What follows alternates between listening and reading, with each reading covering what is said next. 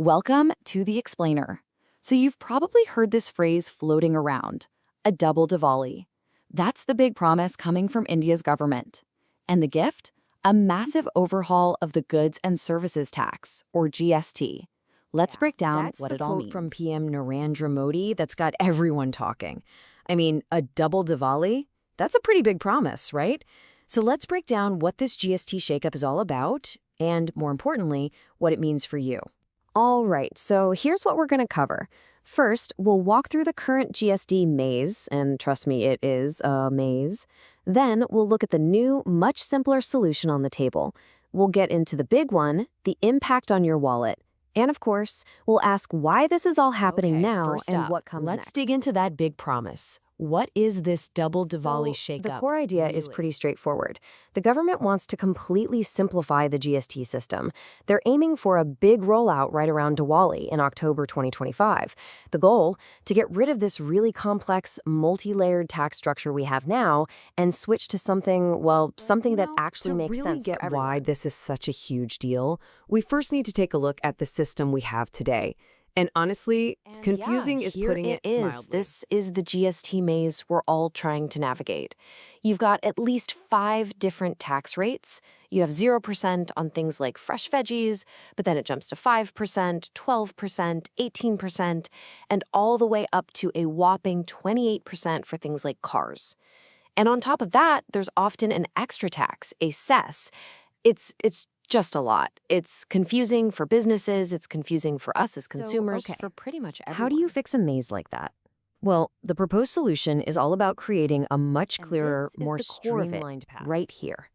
The most powerful part of this whole plan is just how simple it is. We're talking about going from that complicated system with 5+ tax slabs down to just 2 main ones. That's it.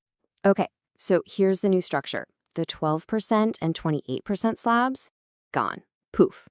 Most of the stuff in those brackets will get shifted into either the 5% slab for essential items or into the new standard rate, which will be 18%. Now, there will be a special, much higher rate, around 40%, for a very small list of what they're calling demerit goods. Think tobacco, some luxury SUVs. And just so we're clear, things like petroleum and alcohol, they're still going to be outside the GST system. Let's get to the part we all really care about, right? The bottom line. What does this actually mean for your wallet? This is where that double Diwali promise either holds up some or things it to doesn't. get cheaper. A lot of everyday items, actually. Your mobile phone, soap, toothpaste, even processed foods and auto parts, they could all see a price drop.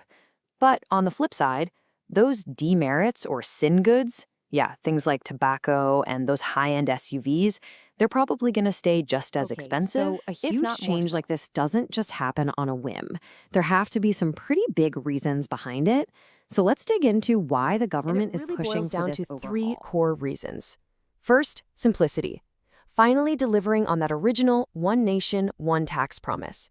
Second, fixing a major flaw in the system that's actually hurting our manufacturers. And third, the big one, boosting the economy by putting more money back into people's pockets. Okay, let's tackle that second point first, fixing a flaw. There's this thing called the inverted duty structure. Now, I know it sounds super technical, but stick with me because it's a massive headache for manufacturers, and this new plan is designed to fix it. All right, check out this example. It makes it super clear. Imagine you make tires. You have to buy raw materials like rubber, right?